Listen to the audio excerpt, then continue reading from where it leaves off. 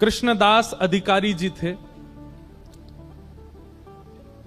उनसे इनकी किसी बात पर अनबन हो गई और श्री कृष्णदास अधिकारी जी ने इनके जो दूसरे भाई थे गोपीनाथ जी, उनका भगवत धाम गमन हो गया था। उनकी पत्नी थी और उनका एक बेटा था, बेटे का नाम पुरुषोत्तम था।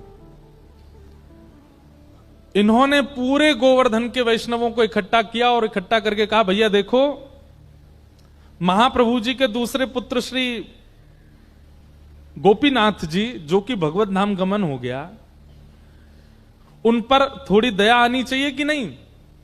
ये पूरी सेवा श्रीनाथ जी की गुसाई जी करते हैं, उनका बेटा बेचारा वो सेवा में नहीं जा पाता है। आप सब लोगों को आवाज उठानी चाहिए और गोपीनाथ जी की पत्नी और उनके बेटे को ठाकुर जी की सेवा का अधिकार मिलना चाहिए। तो कई लोगों ने इस बात का समर्थन किया और समर्थन के भाव से गुसाई श्री विठलनाथ जी को ठाकुर जी से कुछ समय के लिए दूर कर दिया। गोपीनाथ जी के पुत्र श्री पुरुषोत्तम जी सेवा करने लगे श्रीनाथ जी की।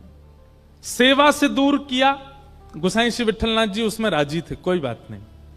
लेकिन कृष्णदास अधिकारी जी ने यह नियम बना दिया कि आप मंदिर ही नहीं आओगे, ठाकुर जी का दर्शन भी नहीं करोगे। अच्छा, ये सब लीला श्रीनाथ जी ने ही प्रकट की थी। हमने एक बात कही ना, ठाकुर जी सीधो सीधो तो कछु चलन देंगे ही नहीं, कछु ना कछु परीक्षा तो सबकी कराते ही कराते हैं। ठाकुर जी पूरे विश्व को बताना चाहते हैं कि गुसाई जी का प्रेम कैसा है, इसलिए वियोग का ये एक नाट्य किया गया और कृष्णदास जी ने ठाकुर जी से गुसाई श्री विठलनाथ जी को दूर कर दिया। गुसाई श्री विठलनाथ जी गोवर्धन से थोड़ी दूर पारासौली में रहने लगे और आप नित्य अपनी कुटिया से निकल के आते और श्री गिरिराज पर्वत पर श्रीनाथ जी की जो ध्वजा थी उसी का ही दर्शन करते और दर्शन करके विरह व्याकुल होकर के वहीं बैठे रहते। तो गुसाई श्री विठलनाथ जी ठाकुर जी से दूर कर दिए। गुसाई जी दूर से ही ठाकुर जी की ध्वजा का दर्शन करते हैं। लेकिन ऐसा नहीं है कि विरह केवल भक्त को होता है, विरह ठाकुर जी को भी होता है। बात केवल इतनी है कि भक्त अपना विरह गा के सुना देता है, ठाकुर जी कैसे सुनाए। परंतु एकमात्र श्री गुसाई विठलनाथ जी हैं जिनके लिए ठाकुर जी ने अपना विरह प्रकट कर दिया। कैसे? श्रीनाथ जी में आज भी 100 पान का भोग रोज लगता है ठाकुर जी। कितने पान? 100 बीड़ा पाते हैं ठाकुर जी।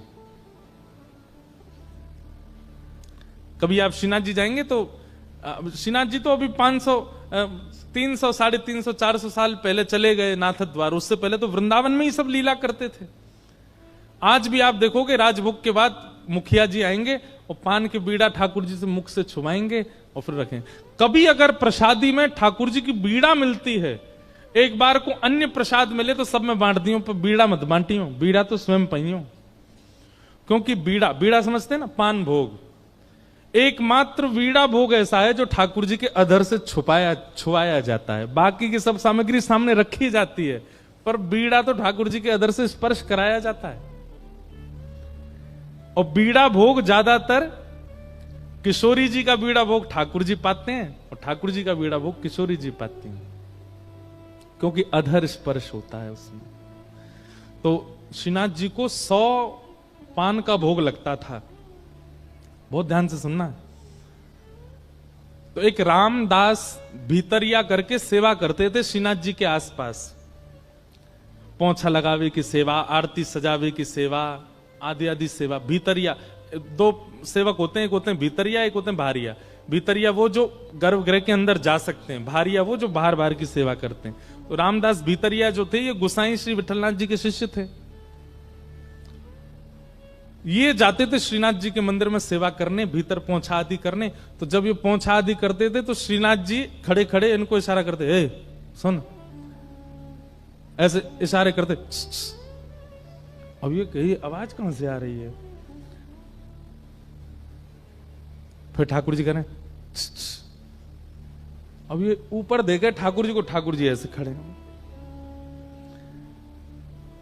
आसपास कोई है नहीं, भाई आवाज कौन करता है। एक बार तो घबरा गया, हुआ आ गो मंदिर में। लेकिन फिर ठाकुर जी ने इसको ऐसे बौं मटका के इशारा किया। रामदास तो अरे अरे जय जय, आप बुला रहे हैं मुकु। ठाकुर जी ने फिर इसको प्रत्यक्ष, ठाकुर जी लीला सबके सामने नहीं करते हैं, परंतु रामदास के द्वारा गुसाई जी को संदेश भेजना है, इसलिए ठाकुर जी लीला कर रहे। जय जय, आप कछु आज्ञा कर रहे हैं।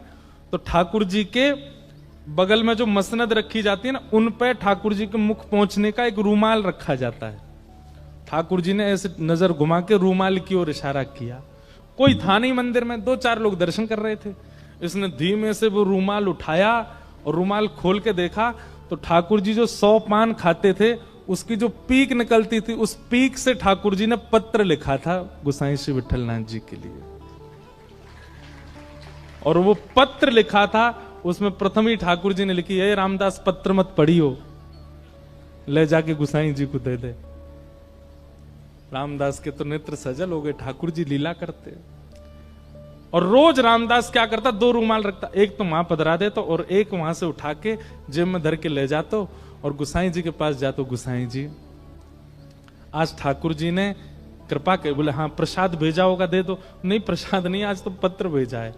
गोसाई जी ने जैसे ही वो रूमाल खोल करके देखा, ठाकुर जी ने अपनी पीक से जो पान की लाल लाल निकलती, वहां से ठाकुर जी ने पत्र लिखा। और उस पत्र में ठाकुर जी अपना प्रेम उद्गार प्रकट करते हैं। और क्या कहते हैं वो पंक्ति तो मुझे याद नहीं, पर ठाकुर जी ने पत्र लिख करके गोसाई जी से कहा, मेघ तो समय आने पे बरसेगो। मतलब मेघ तो समय आने पे बरसेगो। मेघ हमेशा नहीं बरसते, जब समय आता तब बरसता है। तो मानो गोसाई जी से कह रहे हैं प्रतीक्षा करो, समय जल्दी आएगा जब मेरा प्रेम आप पे बरसेगा। तो गोसाई जी हैं। गोसाई जी ने एक पत्तल पर दूसरा पत्र लिखा और पत्र लिख करके रामदास से कहे, बोले जाओ ठाकुर जी को दे दो। और गोसाई जी ने क्या लिखा, बोले मेघ तो समय आने पे बरसेगा, पर चातक पक्षी जानते हैं नाम, एक तो आजकल लोग जानते नहीं, इतनी व्याख्या करनी पड़ती है। चातक पक्षी जो होता है वो पूरे साल प्यासा रहता है। उसका नियम है वो नदी का पानी नहीं पिएगा, वो पोखर तालाब का पानी नहीं पीता। चातक पक्षी जो होता है वो पहली वर्षा होती है और उसका जब बिंदु गिरता है उसी का जल पीता है, उसको कहते हैं चातक। और चातक पक्षी का नियम होता है वो चहकता कैसे है, प्यासा हूं प्यासा हूं। जो पहाड़ों में रहते हैं, हिमाचल के लोग होंगे, कश्मीर, उनको चातक पक्षी की आवाज आती होगी सुबह, प्यासा हूं, वो ऐसे ही बोलता है। तो ठाकुर जी ने पत्र लिख करके भेजा, मेघ तो समय आने पर बरसेगा। गोसाई जी ने पत्र लिख करके भेजा, मेघ तो समय आने पर बरसेगा, पर चातक अपनी पुकार क्यों छोड़े, चातक तो पुकारेगा। मेघ चाहे जब बरसे, पर चातक प्यासा हूं प्यासा हूं प्यासा हूं, ये तो गाएगा ना।